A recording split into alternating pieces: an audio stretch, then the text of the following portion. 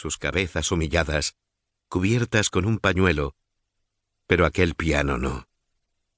Absorto en otro ritmo, el que producían mis pisadas sobre la madera, ni siquiera le presté atención hasta que la música cesó bruscamente cuando pasé por delante de una puerta. Solo entonces recordé dónde vivía. España no era Suiza. Las emisoras de radio españolas no emitían conciertos de piano a las 12 de la mañana. Un segundo después, como si quisieran acompasarse con mi extrañeza, todas las campanas de Cienpozuelos repicaron al unísono para señalar la hora del Ángelus. Todavía no me había acostumbrado a aquel ritual.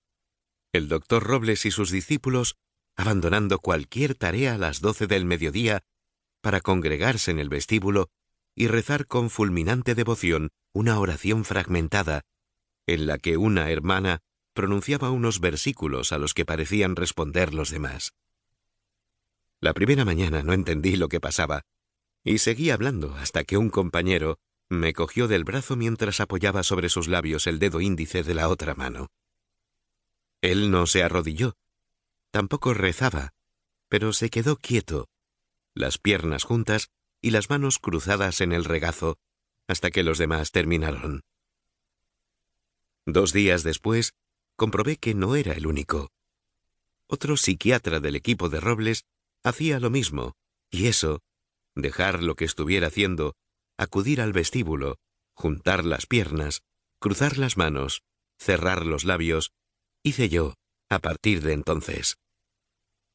Pero en el pasillo del Sagrado Corazón estaba solo y me limité a escuchar el silencio un instante antes de seguir andando. Cuando llegué al final del pasillo, el piano había vuelto a sonar.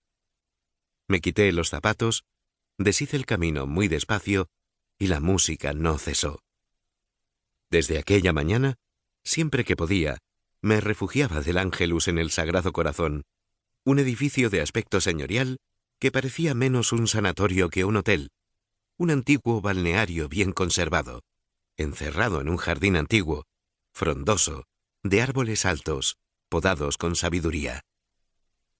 Los otros pabellones también tenían jardines, también hermosos, pero menos exuberantes, con menos flores en primavera y menos sombra en verano, como si la clasificación de las internas en 4 clases, según el dinero que pudieran o no pagar, alcanzara incluso a la variedad de tonos del color verde que contemplaban desde las ventanas de sus dormitorios.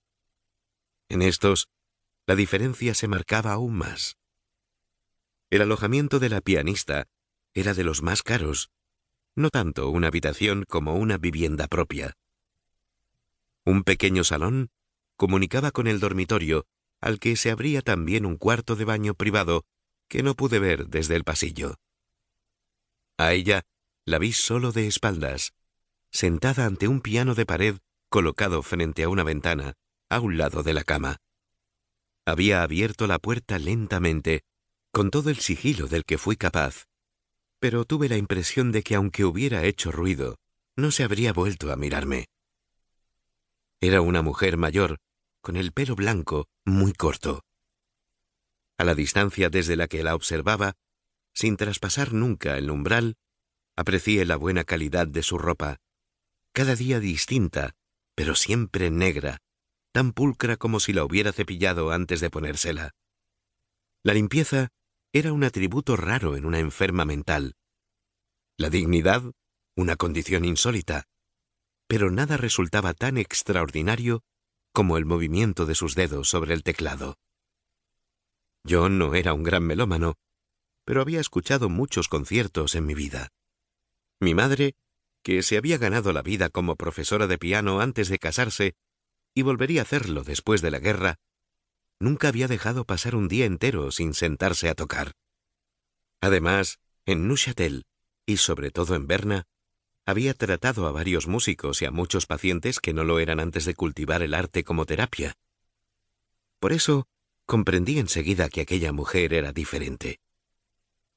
La pianista del Sagrado Corazón no solo interpretaba como una virtuosa, sino como una virtuosa perfectamente cuerda. La música que brotaba de sus dedos no solo era exacta, tan